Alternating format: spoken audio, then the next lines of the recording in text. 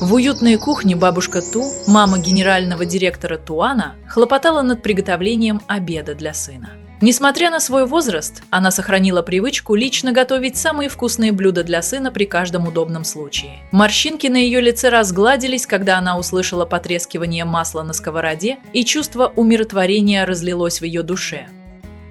В гостиной Туана молодой генеральный директор сидел на дорогом деревянном диване, не отрывая рук от документов на рабочем столе.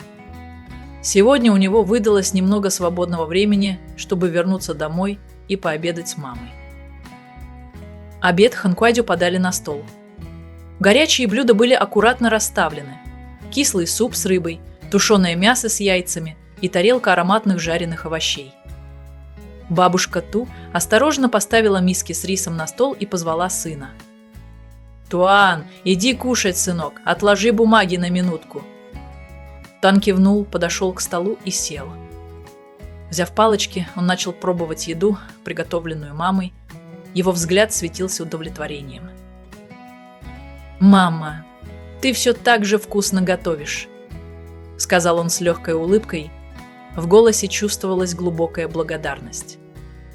Бабушка Ту посмотрела на сына, и ее сердце наполнилось невыразимой радостью.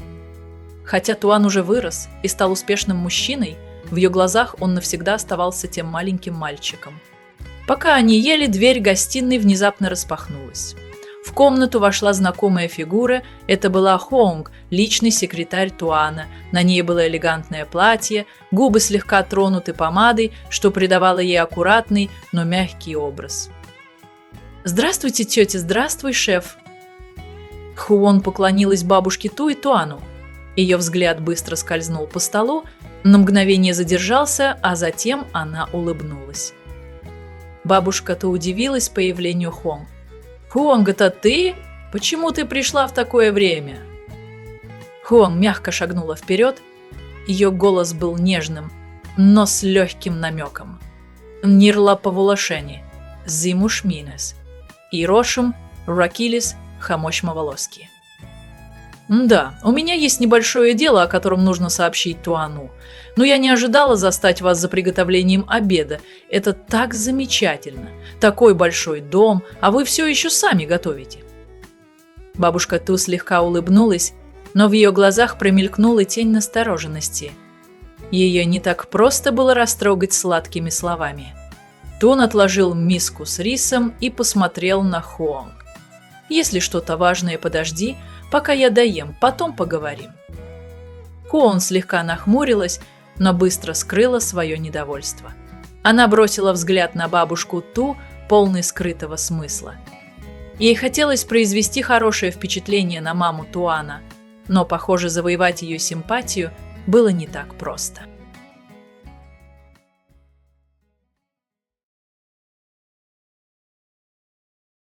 Солнечные лучи падали на скалы, где Тутен усердно чинила крышу своей маленькой хижины. Она туго затягивала веревки, закрепляя бамбуковые стволы, чтобы подготовиться к предстоящим дождливым и ветреным дням. Пот выступил на ее лбу, но она не останавливалась. Привыкшая справляться сама, она знала, что рассчитывать может только на себя. Рев мотора прервал ее мысли. Перед узкой тропинкой, ведущей к хижине, остановился белый пикап. Туан, молодой генеральный директор, вышел из машины, держа в руках большой брезент. Он подошел к ней. Его голос звучал тепло и спокойно. «Тутен, я принес вам этот брезент. Скоро начнется сезон дождей. Бамбуковая хижина не выдержит». Тутен подняла взгляд, слегка опешив. Она привыкла к одиночеству, к тому, что никому нет до нее дела. Сжав губы, она покачала головой. «Спасибо, но я справлюсь сама». Туан положил брезент на землю, его взгляд был искренним. «Я знаю, что вы сильная. Но принять помощь иногда тоже не зазорно». Тутен посмотрела на него, ее глаза заколебались. Она не хотела быть обязанной, но не могла отрицать, что ей это действительно нужно. В конце концов, она слегка кивнула. Туан улыбнулся и вместе с ней начал натягивать брезент на крышу хижины, крепко завязывая углы. Пока они работали, раздался резкий голос. «Бесстыжая девка, я так и знала». Свекровь, Тутен и соседка появились неподалеку. Лицо старухи покраснело от гнева. Она бросилась к Тутен и крепко схватила ее за руку. «Домой, сейчас же! Сколько ты еще будешь меня позорить? Не успела сбежать, а уже с мужиками шашни крутишь». Тутен замерла, пытаясь вырвать руку, но свекровь держала слишком сильно. Туан тут же шагнул вперед, встав между ними. Его взгляд стал холодным и острым. «Что вы делаете? Она не виновата, и у вас нет права ее заставлять». Свекровь уставилась на Туана, ее голос сочился злобой. «А ты кто такой? Думаешь, если защитишь ее, она за тобой побежит?» Тутен сжала кулаки, ее глаза покраснели, но она твердо решила не поддаваться. Туан посмотрел свекрови прямо в глаза. Его голос был твердым. «Если вы продолжите ее беспокоить, я обращусь к властям». Свекровь задохнулась от злости, но поняла, что ничего не может сделать. В конце концов она развернулась и ушла, бормоча что-то себе под нос. Когда ее силуэт скрылся вдали, Тутен опустилась на землю перед хижиной. Слезы тихо текли по ее щекам.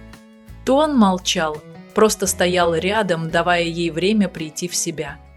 Легкий ветерок пронесся мимо, но в душе Тутен буря еще не утихла.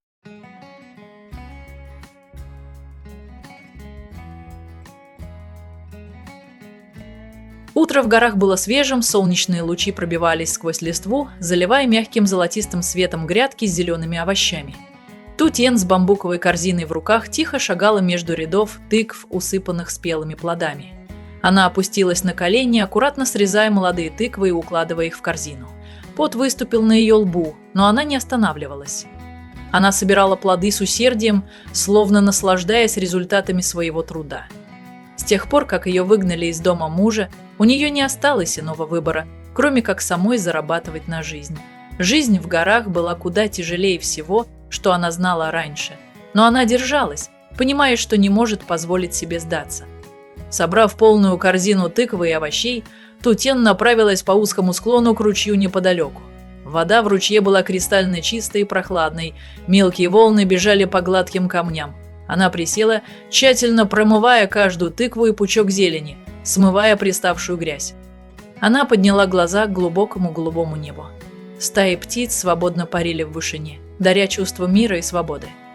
Тутен глубоко вдохнула, пытаясь отогнать тягостные мысли, что все еще жили в ее сердце. Закончив, она взвалила корзину с овощами и тыквами на плечо и направилась к рынку.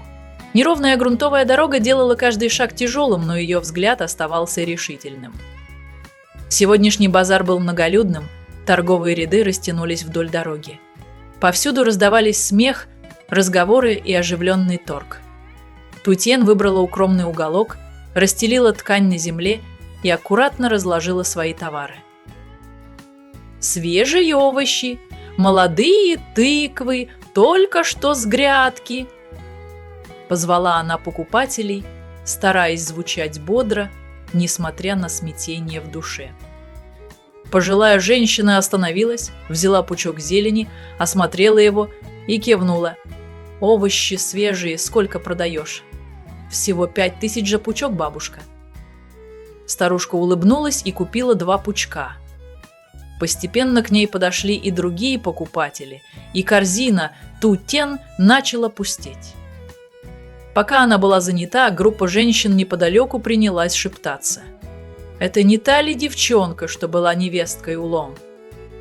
«Точно она. Говорят, ее выгнали из дома, а теперь вот торгует на рынке». «Т.Ц. Жалко ее, конечно. Но раз женщину так выгнали, значит, хорошего в ней мало». Тутен слышала их слова, но лишь молча опустила голову и продолжала торговать. Она давно привыкла к подобным пересудам.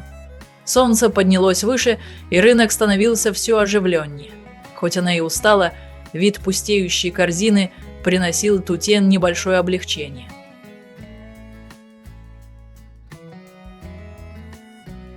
Пока они сидели дома, пили воду и разговаривали, Туан вдруг вспомнил, что ему нужно сходить на рынок, чтобы купить кое-что в подарок маме. Бату, мама Туана, тоже попросилась пойти с ним. Рынок в горах был оживленным, повсюду звучали голоса торгующихся. Тутин сидела в уголке, сосредоточенно раскладывая пучки зелени и свежие тыквы перед собой. Она привыкла к такому ритму жизни, тихому, трудолюбивому, где каждый заработанный рубль был нужен, чтобы прокормить себя. Пока она торговала, перед ней неожиданно появился знакомый силуэт.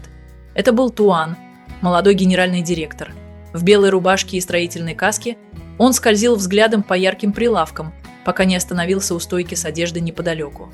Он внимательно осмотрел несколько костюмов, кивнул, выбрал один и продолжил бродить по рынку.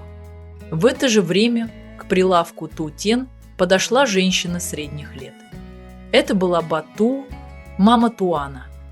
Одетая просто, но с осанкой, излучающей достоинство, она посмотрела на свежую зелень добрыми глазами. «Сколько стоит пучок зелени, девочка?» – спросила Бату, взяв в руки пучок сочного шпината. 5000 за пучок, тетя», – тихо ответила Тутен, не подозревая, что это мама Туана. Бату кивнула, достала деньги, чтобы заплатить, но тут сильный порыв ветра вырвал купюру из ее рук, и та упала на землю. Тутен быстро подняла ее и побежала за женщиной.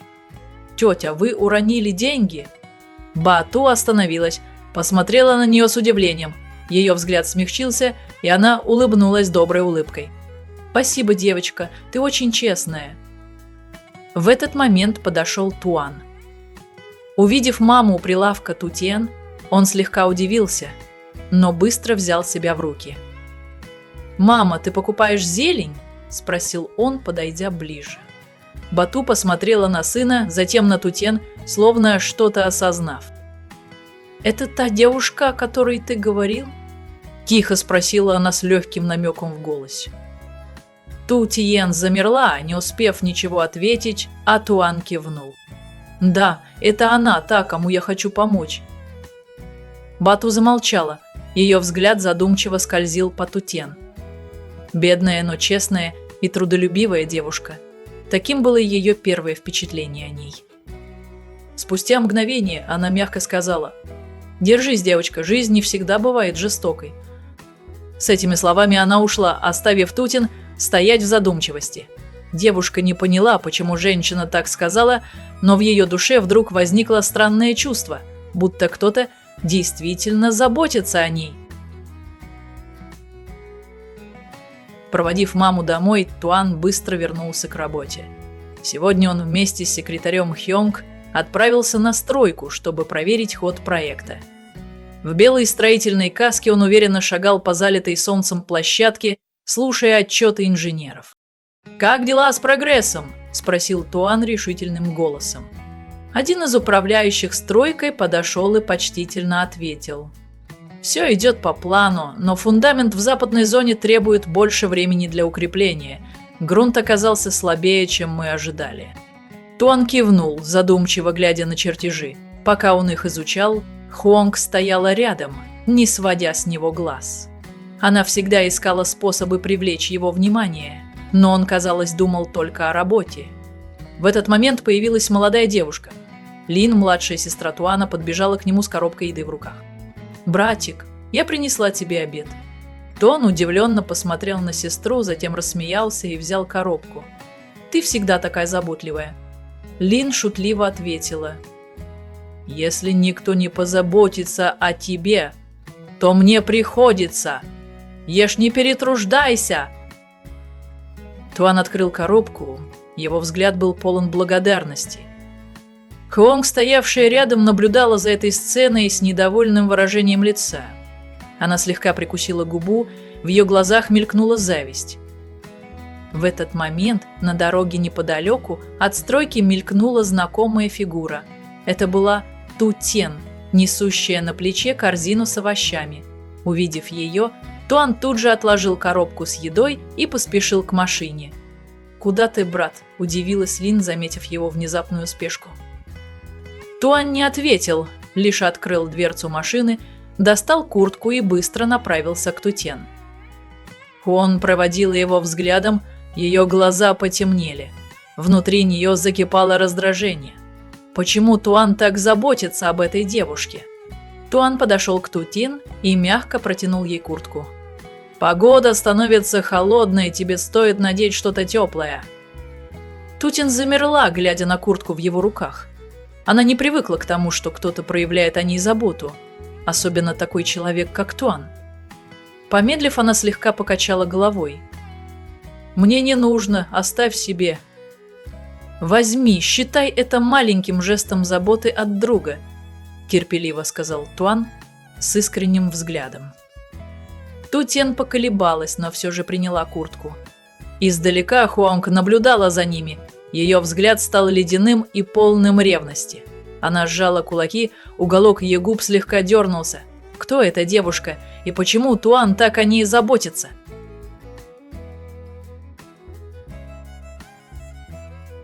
Người, cô đã từng hy vọng, từng nghĩ rằng dù có chuyện gì xảy ra, chỉ cần cô nhẫn nhịn thì mọi thứ sẽ ổn. Nhưng bây giờ cô hiểu rằng dù cô có cố gắng đến đâu, họ cũng sẽ không bao giờ xem cô là một phần của gia đình này nữa. Bên trong nhà, Hường dựa vào Chiến cười nói vui vẻ.